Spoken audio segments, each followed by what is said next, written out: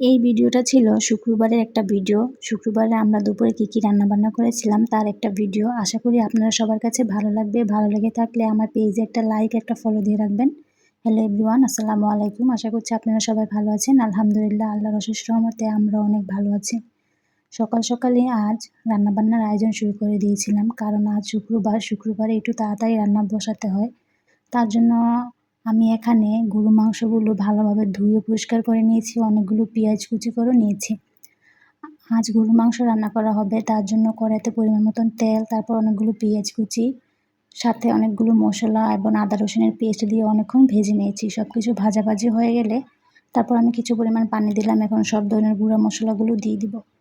এখানে আমি মশলা দিয়েছিলাম হলুদের গুঁড়ো, মরিচের গুঁড়ো, ধনিয়ার গুঁড়ো, লবণ, কিছু পরিমাণ মাংসের মশলা দিয়ে ভালোভাবে মশলাটা কষিয়ে নিয়েছি। দেখুন দেখতে দেখতে কিন্তু আমার মশলাটা ভালোভাবে কষানো হয়ে গেছে, উপরে কিন্তু তেলটা বেশি উঠেছে। তারপর আমি এখানে ধুয়ে রাখা মাংসটাও দিয়ে দিলাম।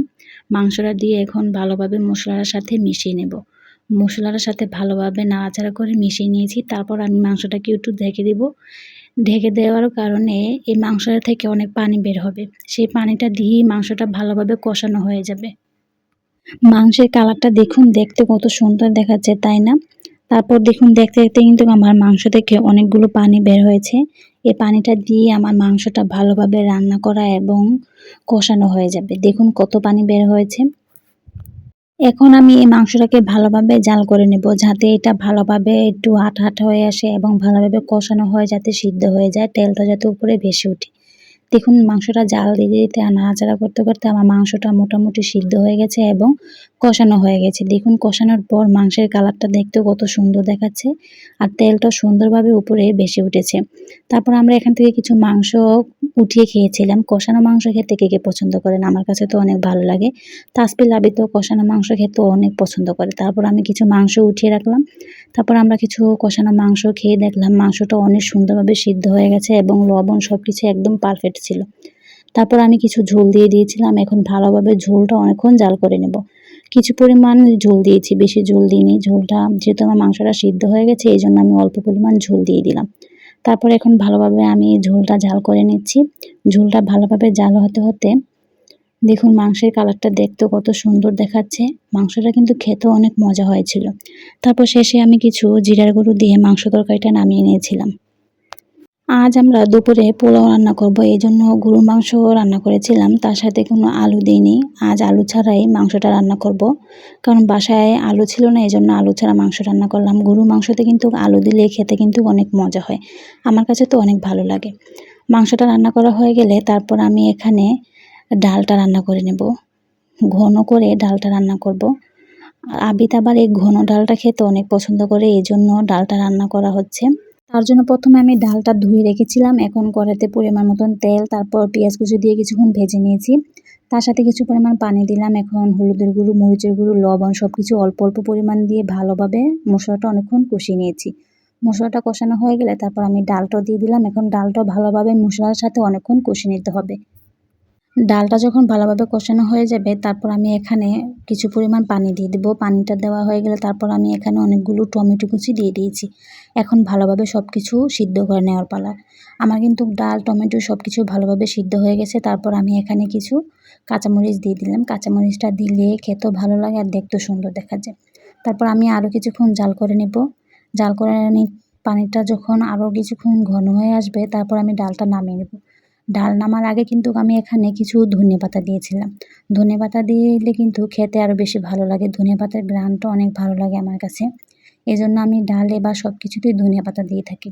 দেখুন ধনেপাতাটা দেওয়ার কারণে ডালের কালারটা দেখতে কত সুন্দর দেখাচ্ছে। ডালটা কিন্তু খেতে অনেক মজা হয়েছিল। আর আবিদ এই ঘন ডালটা খেতে অনেক পছন্দ করে। ওর কাছে অনেক ভালো লাগে এই ডালটা খেতে। এদিকে আমি ডাল রান্না করছিলাম, ওদিকে সবাই মিলে কামরাঙ্গা ছিলে পরিষ্কার করে ধুয়ে কেটে নিয়েছে। তারপর শুকনো মরিচ, লবণ সবকিছু একসাথে দিয়ে ভালোভাবে কামরাঙ্গাটা মেখে নিয়েছে। কামরাঙ্গাটা খেতেও অনেক মজা ছিল। কামরাঙ্গাগুলো মিষ্টি ছিল, মরিচ দেওয়ার কোনো দরকার ছিল না, কিন্তু মরিচ না দিলে এই তেমন ভালো লাগে না। তারপর আমরা কামরাঙ্গা মাখাটা খেয়ে নিলাম। অনেকদিন পর আজ কামরাঙ্গা মাখা খেলাম, অনেক মজা হয়েছিল। কামরাঙ্গা মাখাটা খাওয়ার পর অনেক ভালো লাগছিল। গরমের সময় একটু টক ঝাল মিষ্টি খেতে ভালোই লাগে। তারপর খাওয়া শেষ করে আমি এখানে রুই মাছ নিয়েছিলাম। রুই মাছের উপরে হলুদের গুঁড়ো, মরিচের গুঁড়ো, লবণ দিয়ে ভালোভাবে মেখে নিয়েছি। সাথে পটলের উপরে হলুদ, মরিচ, লবণ দিয়ে মেখে রেখেছিলাম। প্রথমে আমি রুই মাছগুলো ভেজে নামিয়ে রাখলাম। তারপর একই কড়াইতে আমি পটলগুলো দিয়ে দিলাম। পটলগুলো আলগা ভাজা হবে আর রুই মাছটা পেঁয়াজ দিয়ে ভুনা করা হবে। তার জন্য আমি প্রথমে মাছগুলো ভেজে নামিয়ে নিয়েছিলাম। এখন পটলগুলো ভালোভাবে ভেজে লাল লাল করে একটা বাটিতে নামিয়ে রাখলাম। পোলাওর সাথে কিন্তু পটল ভাজা খেতে ভালোই লাগে, বেগুন ভাজা খেতেও ভালো লাগে। বাসায় যেহেতু বেগুন নেই এই জন্য আমি পটলগুলোই ভেজে নিয়েছি। প্রথমে যে রুই মাছটা ভেজে নামিয়ে রেখেছি, এখন সেই রুই মাছটা আমি ভুনা করব। তার জন্য কড়াইতে পরিমাণ মতন তেল, তারপর অনেকগুলো পেঁয়াজ কুচি দিয়ে ভালোভাবে পেঁয়াজটা লাল লাল করে ভেজে নিয়েছি। পেঁয়াজটা যখন ভাজা হয়ে যাবে তারপর আমি এখানে কিছু টমেটো কুচি দিয়ে দিয়েছিলাম, সাথে আদা রসুনের পেস্ট দিয়ে আরও কিছুক্ষণ ভেজে নিয়েছি। সব কিছু ভাজাভাজি হয়ে গেলে তারপর আমি পরিমাণ মতন পানি দিলাম। এখন সব ধরনের গুঁড়া মশলাগুলো দিয়ে দিব, যেমন হলুদের গুঁড়ো, মরিচের গুঁড়ো, ধনিয়ার গুঁড়ো, লবণ, সব কিছু একসাথে দিয়ে ভালোভাবে এখন মশলাটা অনেকক্ষণ কষিয়ে নিয়েছি। এর সাথে আমি কিছু কাঁচামরিচও দিয়েছিলাম। ভালোভাবে আমার মশলাটা দেখুন কষানো হয়ে গেছে, উপরে তেলটা সুন্দরভাবে ভেসে উঠেছে। তারপর আমি এখানে ভাজা মাছগুলো দিয়ে দিলাম। এখন মশলাটার সাথে ভালোভাবে নাড়াচাড়া করে মিশিয়ে নেব। মাছের সাথে মশলা দিয়ে এখন আমি আরও অনেকক্ষণ কষিয়ে নেব ভালোভাবে নাড়াচাড়া করে। মাছগুলো ভালোভাবে কষানো হয়ে গেলে তারপর আমি এখানে কিছু পরিমাণ ঝোল দিয়ে দিব। ঝোলটা এখন ভালোভাবে জাল করে নেব। যখন ঝোলটা শুকানো হয়ে যাবে তারপর আমি এর উপরে ধনিয়া পাতা দিয়ে তরকারিটা নামিয়ে নেব। পোলাওর সাথে কিন্তু ডিম ভুনা বা মাছ ভুনা খেতে ভালোই লাগে। আমার কাছে তো অনেক ভালো লাগে মাছ ভুনা খেতে। আর সেটা যদি হয় রুই মাছ তাহলে তার কোনো কথাই না। আমার কাছে সবচেয়ে ভালো লাগে মাছ খেতে এই রুই মাছটা। রুই মাছটা আমার অনেক পছন্দের। রুই মাছ আমার অনেক ভালো লাগে। আজ রুই মাছটাই ভুনা করলাম। পোলাওর সাথে রুই মাছের ভুনাটা খেতে অনেক বেশি মজা হয়। রুই মাছটা দেখতে দেখতে আমার রান্না করা হয়ে গেছে। দেখুন রুই মাছের কালারটা দেখতে কত সুন্দর দেখাচ্ছে। ধনিয়া পাতা দেওয়ার কারণে আরও অনেক সুন্দর দেখাচ্ছে, তাই না? তারপর আমার রুই মাছের তরকারিটা রান্না করা হয়ে গেলে আমি রুই মাছের তরকারিটা নামিয়ে রাখলাম। এখন পোলাওটা রান্না করার পালা। আজ পোলাওটা একটু অন্যরকমভাবে রান্না করব। আমি এখানে যতটুকু চাল নিয়েছি তার দ্বিগুণ পরিমাণ পানি একসাথে দিয়ে দিলাম। তারপর আমি এখানে পরিমাণ মতন সাদা তেল দিলাম। তারপর পেঁয়াজ কুচি, আদা রসুনের পেস্ট, কিছু কাঁচামরিচ দিয়ে চুলাতে বসিয়ে দিলাম। ভালোভাবে সব কিছু নাড়াচাড়া করে মিশিয়ে তারপর আমি চুলাতে বসিয়ে দিয়েছি। এটা বলক আসার পর্যন্ত অপেক্ষা করব। এভাবে রান্না করলে কোনো ঝামেলাই হয় না। আমার কাছে তো এভাবে রান্না করলে পোলাওটা অনেক ঝরঝরা হয়, দেখতেও সুন্দর দেখা যায় আর খেতেও ভালো লাগে। তারপর দেখতে দেখতে আমার পানিটা সুন্দরভাবে বলক এসে পড়েছে। তারপর আমি লবণটা একটু চেক করে নিয়েছিলাম, লবণটা একদম পারফেক্ট ছিল। এখন আমি পোলাও ভাতটা দমে বসাবো। তার জন্য আমি পোলাও ভাতের ওপরে কিছু ঘি দিয়ে দিয়েছি। ঘিটা দিলে খেতে কিন্তু অনেক মজা হয়, সুন্দর একটা ঘ্রাণও আসে। আমি ঘিটা উপরের দিক দিয়ে একটা ঢাকনা দিয়ে ঢেকে দিলাম। তারপর এটাকে আমি দমে বসিয়ে রাখলাম। দেখুন ঘিটা দেওয়ার কারণে পোলাও ভাতটা দেখতে কত সুন্দর দেখাচ্ছে, তাই না? তারপর আমি এটাকে দমে বসিয়ে রেখেছিলাম অনেকক্ষণ। তারপর দম থেকে ওঠার পর আমি এটাকে একটু নাড়াচাড়া করে দিব। তারপর আমি এটাকে নাড়াচাড়া করে দিলাম। সুন্দরভাবে আমার ভাতটা সিদ্ধ হয়ে গেছে এবং অনেক সুন্দর ঝরঝরা হয়েছে। দেখুন দেখতে কিন্তু বোঝা যাচ্ছে পোলাও ভাতটা দেখতে কত সুন্দর হয়েছে, তাই না?